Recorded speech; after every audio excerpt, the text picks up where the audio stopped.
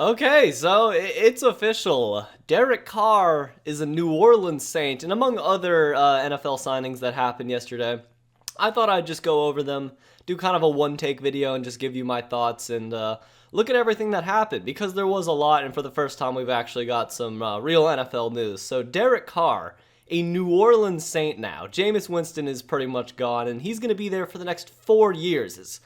God, his contract. Why? Why would they do this? Look, what I gotta say, if you were watching my recaps all year long, then you would know exactly how I felt about the Saints, right?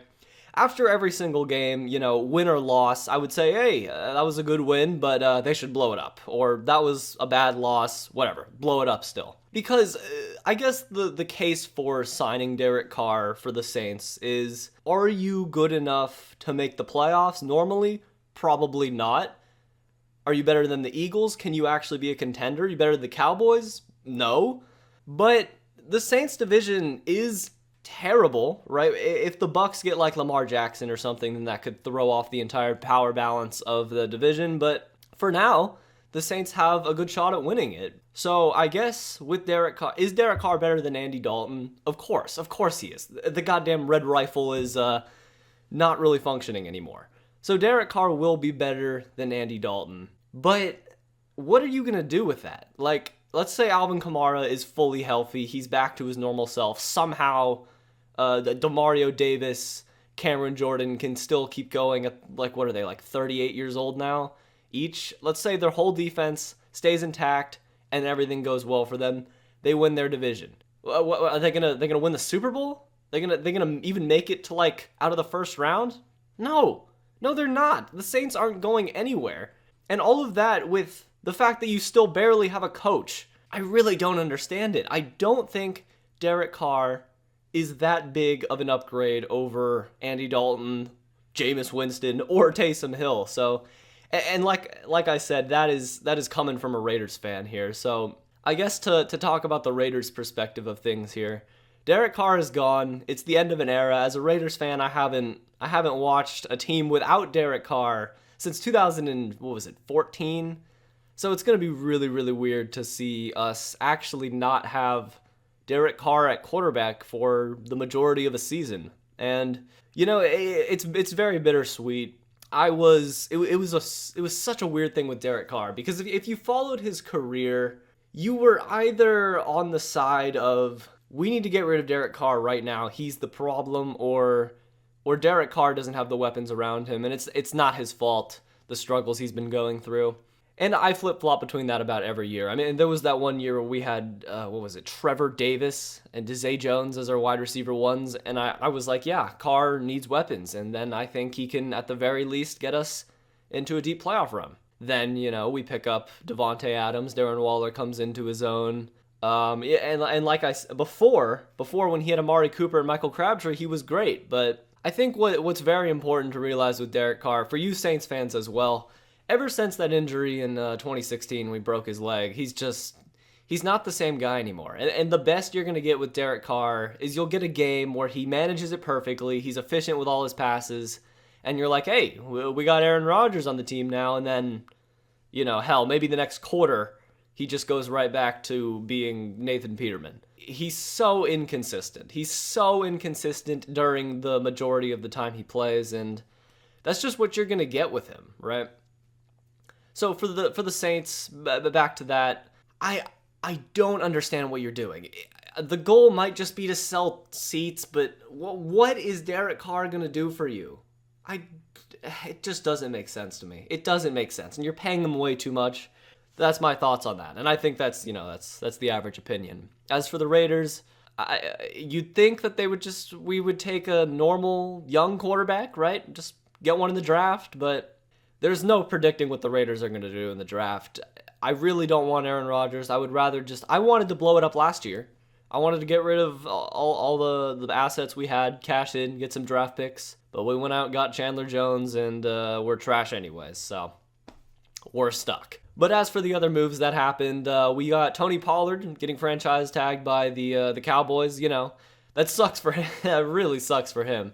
Played so well after he was given the opportunities when Zeke was hurt. Kind of just kept that role splitting about 60-40, I would say, with Zeke for most of the year. Was the better running back by far, most explosive undeniably, but, once he got injured in that Niners game, people were like, man, maybe Tony Pollard will never be the same guy, and that could be true. And he actually could just get robbed of a potential multi-$100 million contract. But, the Cowboys love their running backs. So it's a good franchise tag. Obviously, with Dallas, it's the same old stuff, right? Just run it back.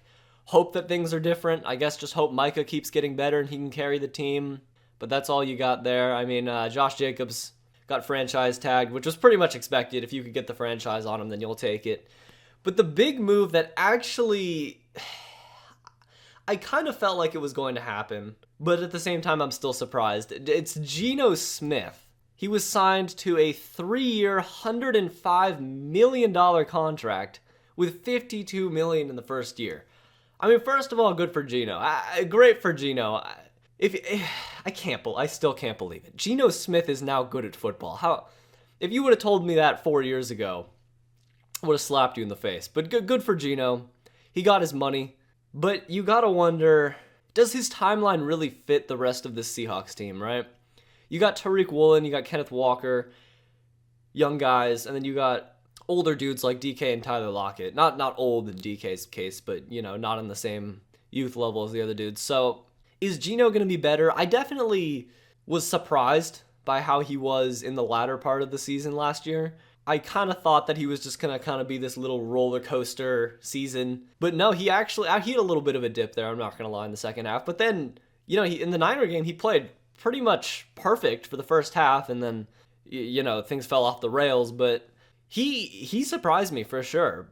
But, there is a very real thing where guys get paid and kind of just are like, all right, I got the money.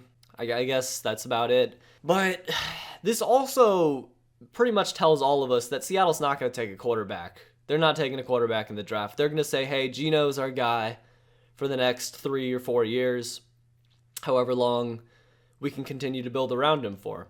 And there's a lot of problems with that for sure. Because just like the Saints, are the Seahawks better than the 49ers? No, they're not. They're absolutely not better than the 49ers. I guess you're hoping that Trey Lance, with Brock Purdy being injured, is just an absolute disaster of a quarterback and tanks the entire team for the time that he's playing. Jimmy's gone, and maybe the 49ers defense gets hurt again or something. That's the only way you're winning this division. Even the Rams, they got Bobby Wagner coming back. Aaron Donald's going to be healthy. Stafford, Cooper Kupp, they're all coming back. I have no faith in the Rams, but even then, they will be a hard opponent to face. The Cardinals with no Kyler, they're not a threat. But this was your season, right? Tariq Woolen was incredible. Kenneth Walker was incredible. You had a great draft class. So don't you think that maybe you take the miracle that was Geno for this year? It was a fun year. You made the playoffs, got bounced in the first round or whatever. I don't think Geno's getting any better, and I don't think that you're going to do anything special with this core that you have right now. It's the same thing with the Saints. Once again, I'm not an owner. I don't understand the financial aspect of this about getting guys in the seats, getting people in the seats to watch your game. But the Seahawks and the Saints, these moves aren't going to change the needle one way or another. And I feel like you're kind of just locking yourself into not mediocrity, but like being an average NFL team. And then we see the Giants actually finally making their moves on Saquon Barkley and Daniel Jones. Let's see, they signed Daniel Jones to, we don't know how much money yet so far, but a 4-year contract. And then they put the franchise tag on Saquon Barkley. So I predicted that the Giants would bring back both of them, and I am actually on board with this decision. I know it might seem kind of, hypocritical from what I thought about the Saints, but look, the logic here, it's not perfect, but feel free to disagree with me. This team, on paper, it's not good enough to win a championship. It's not good enough to come anywhere near the Super Bowl. We all know that, right? Although they had, a great upset against the Vikings, they're not going to go that far with this roster, is what you'd think if this were any team other than the Giants. As long as you have a great coach and a great culture, solid players everywhere, then that's got to be worth something. I think you can just build this team up. You got a massive market in New York. If you keep Daniel Jones developing, then maybe you might have something there. I am of the opinion that Daniel Jones probably won't get any better than he was last year, but That's just my opinion. I could very easily be wrong. So congratulations, Giants. You've picked your future. You know exactly what you're doing there. Man, and then we look at Lamar Jackson, who has been put on the non-exclusive franchise tag, and he is allowed to negotiate with other teams. Wow. It's looking wow. Lamar Jackson might actually be gone. That's insane. Hold on. Let's consider for the Ravens if Lamar Jackson is actually gone for a second. What do you do from there? I guess you'd have to blow it up, right? Because Tyler Huntley's not taking you anywhere. You still have older dudes on defense, but well, let's not even get into that darkness. Man, Lamar Jackson is basically on the market.